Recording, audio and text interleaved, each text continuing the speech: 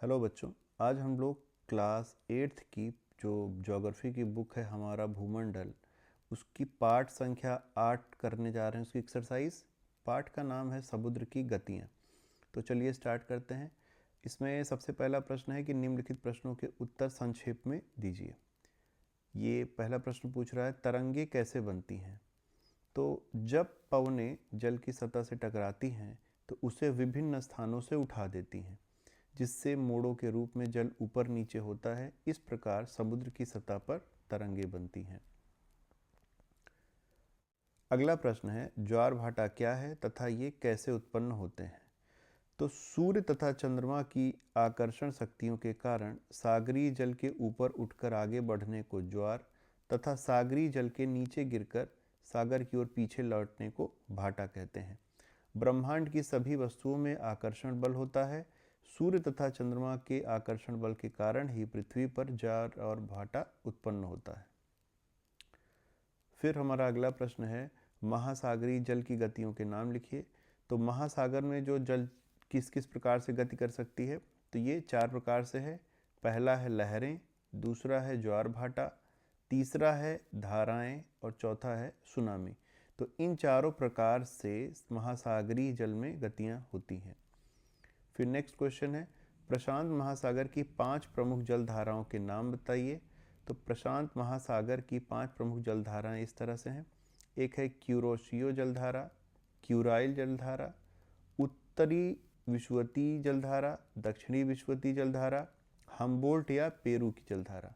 तो ये 5 हैं जो सबसे महत्वपूर्ण जलधाराएं हैं प्रशांत महासागर की। फिर अगला प्रश्न है अटलांटिक महासागर की 5 प्रमुख जलधाराओं के नाम लिखिए। तो अटलांटिक महासागर की 5 प्रमुख जलधाराएं हैं लेब्राडोर की जलधारा, कनेरी की जलधारा, गल्फ स्ट्रीम की जलधारा, ब्राज़ील की जलधारा और बेंगुएला की जलधारा।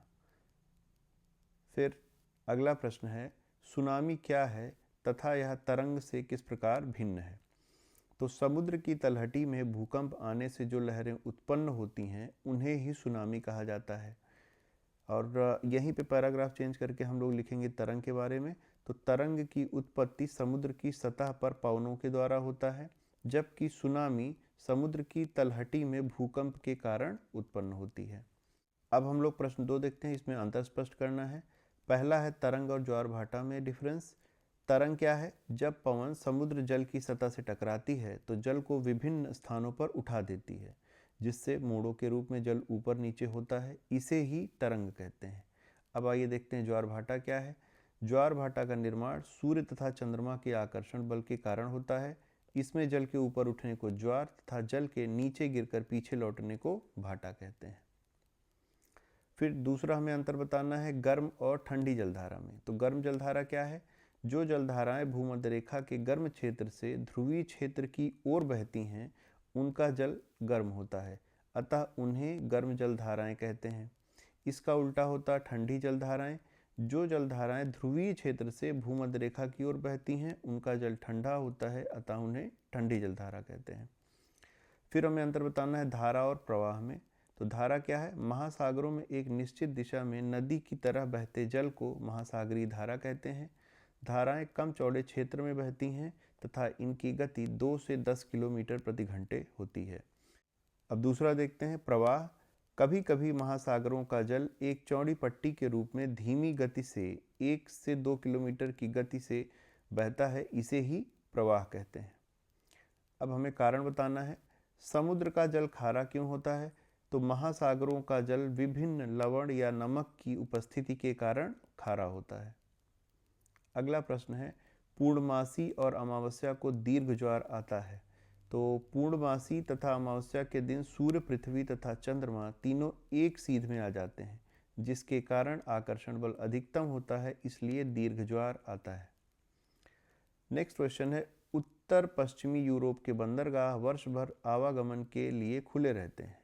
तो इसका कारण क्या है कि गल्फ स्ट्रीम जो कि एक गर्म जलधारा है के प्रभाव के कारण उत्तर पश्चिमी यूरोप के तट बर्फ से जम नहीं पाते, जिससे ये आवागमन के लिए साल भर खुले रहते हैं। अगला है कि मुख्य मत्स्य क्षेत्र वहाँ पाए जाते हैं जहाँ गर्म और ठंडी जलधाराएं मिलती हैं। तो हमें पता है कि जहाँ पे भी गर्म और ठंडी जलधाराएं मिलती हैं, उनके मिलने वाले स्थान पर समुद्री घासें उत्पन्न होती हैं, जिसे खाने के लिए मछलियाँ बड़ी संख्या में आती हैं। अतः यह क्षेत्र मछली पकड़ने के लिए उपयुक्त होते हैं। फिर हमें सही विकल्प की पहचान करनी है। तो ज्वार भाटा की उत्पत्ति का मुख्य कारण क्या है? तो ज्वार भाटा की उत्पत्ति का मुख्य कारण चंद्रमा का गुरुत्वाकर्षण बल है। फिर है मीठे जल का संबंध किससे है? तो हमें पता है महासागर और सागर के जल खारा होता है, जबकि नदी का जल मीठा होता है।